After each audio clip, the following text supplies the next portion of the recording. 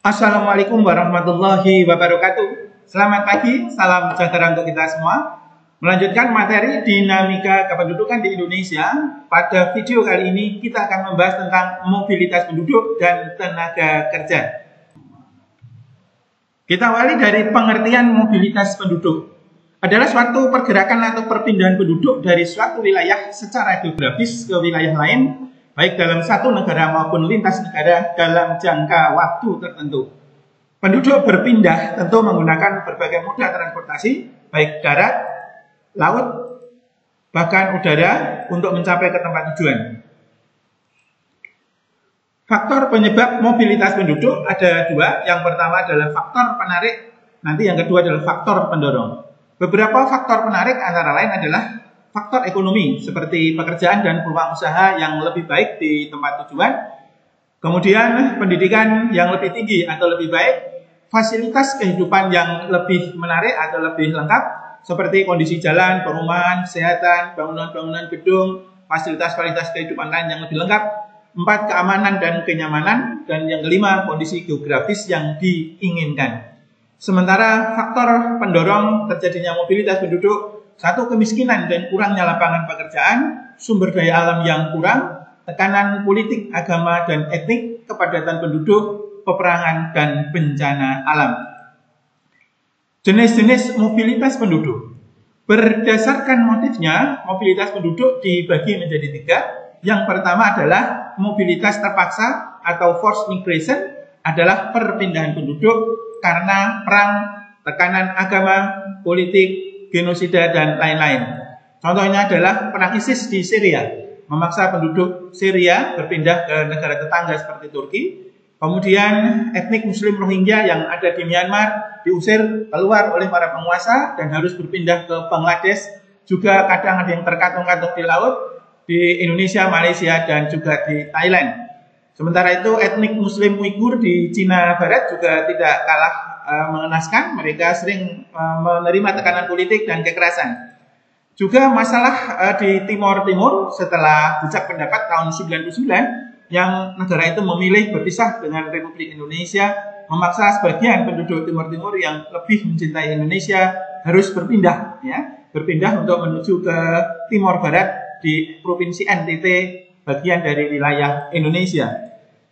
Yang kedua adalah mobilitas ragu-ragu atau reluctant migration, adalah perpindahan penduduk karena keadaan di tempat asal yang mengharuskan berpindah. Antara lain adalah karena pertama program transmigrasi yang dilaksanakan oleh pemerintah karena kondisi di tempat asal baik di Jawa, Bali, ataupun Madura yang tidak memiliki lahan, mereka harus berpindah. Yang kedua karena bencana alam. Dan yang ketiga adalah karena faktor perubahan iklim dan kondisi alam yang mungkin sudah tidak nyaman di tempat asalnya. Yang ketiga adalah mobilitas sukarela atau voluntary migration, perpindahan penduduk yang diinginkan oleh masyarakat atau oleh seseorang. Contohnya adalah perpindahan karena pekerjaan yang lebih menjanjikan, karena tugas kantor, ataupun karena usaha yang cerah sehingga dia mengembangkan usahanya. Kemudian menurut batasan waktunya itu ada 2, mobilitas permanen atau migrasi adalah perpindahan penduduk dari suatu wilayah ke wilayah lain dengan tujuan untuk menetap. Antara lain migrasi nasional seperti transmigrasi, urbanisasi, evakuasi yang permanen, dan migrasi internasional seperti imigrasi maupun remigrasi. Sementara itu mobilitas penduduk yang kedua adalah yang non permanen, adalah perpindahan penduduk dari suatu tempat ke tempat lain dengan tujuan tidak menetap atau bersifat sementara. Contohnya adalah komutasi atau melaju. Bentuk mobilitas penduduk ini secara ulang-alik maksudnya adalah pergi pulang tanpa menginap di tempat tujuan. Seseorang yang bekerja setiap hari walaupun rumahnya di luar kota menuju ke kota. Setelah sampai di kota dia bekerja seharian dan pada sore harinya dia akan pulang. Itulah pengelaju. Orang yang melakukannya disebut pengelaju. Dan yang kedua contohnya adalah sirkulasi atau mobilitas penduduk musiman, yaitu perpindahan penduduk yang sempat menginap di tempat tujuan, orangnya disebut sebagai sirkuler, baik itu musiman mingguan, bulanan bahkan 1 tahun, yang biasanya ketika Lebaran kalau di Indonesia para penduduk itu akan pulang atau mudik ke tempat kampung halamannya.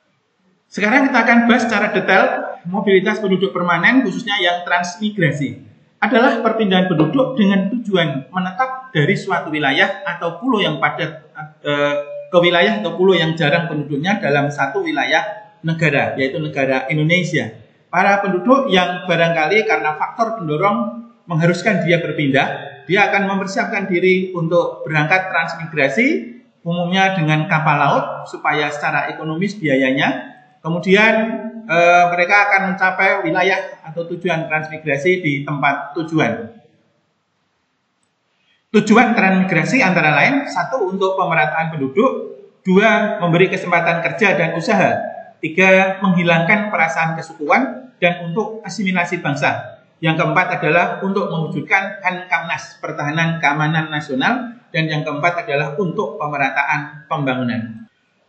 Jenis-jenis transmigrasi, yang pertama adalah transmigrasi umum, yaitu transmigrasi yang dilaksanakan oleh pemerintah terhadap penduduk yang peluang kerja dan usahanya sangat terbatas.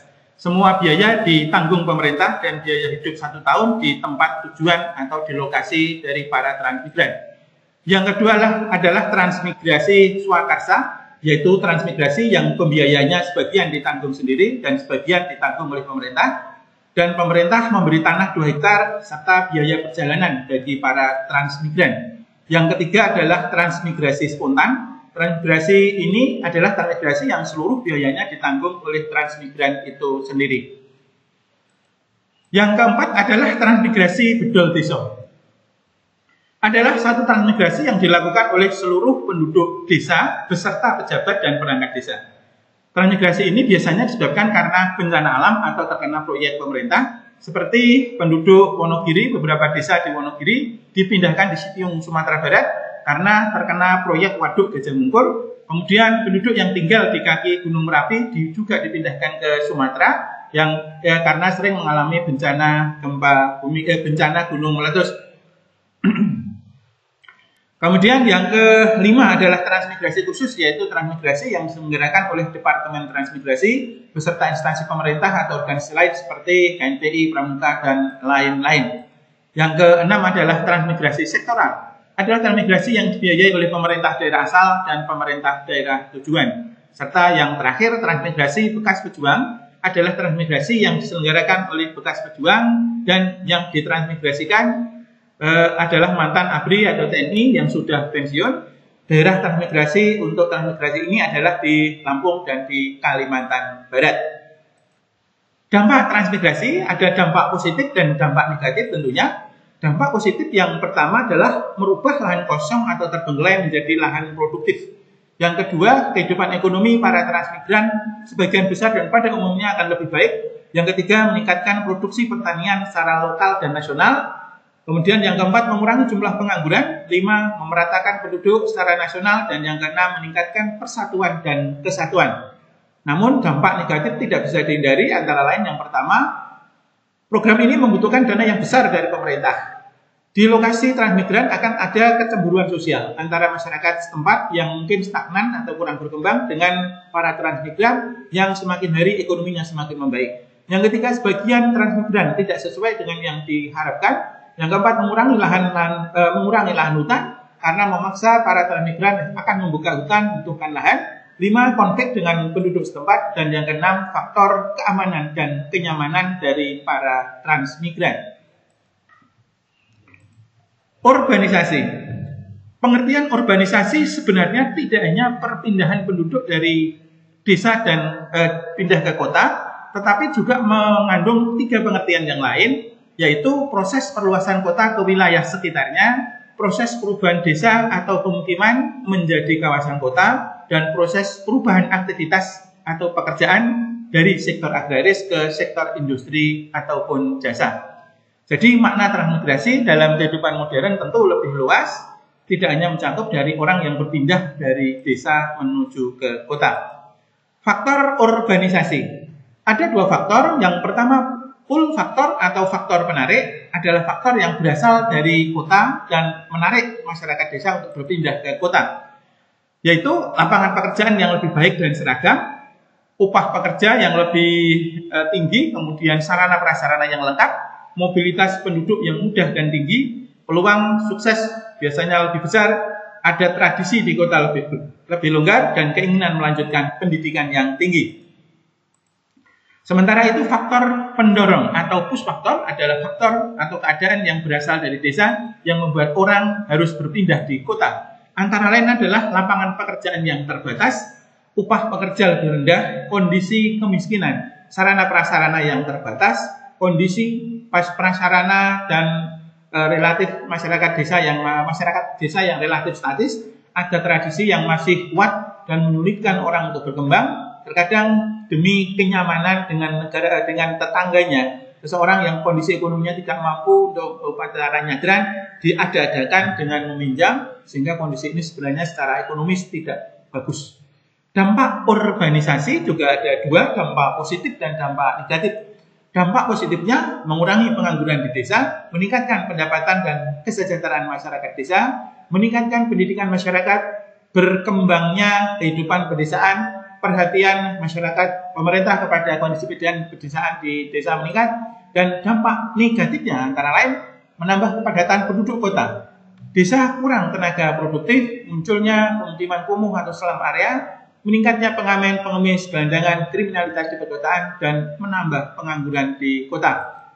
Sementara upaya untuk mengatasi urbanisasi, pemerintah mengambil beberapa langkah, antara lain satu adalah pemerataan pembangunan infrastruktur di pedesaan, seperti pengerasan jalan-jalan, pengecoran jalan-jalan di pedesaan yang sekarang tengah dilakukan, meningkatkan pendidikan dan pelatihan masyarakat desa, pembangunan dan modernisasi desa, khususnya di bidang industri pertanian, dan relokasi industri keluar kota menuju ke daerah-daerah pedesaan. Ruralisasi adalah perpindahan penduduk dari kota ke luar kota atau ke desa.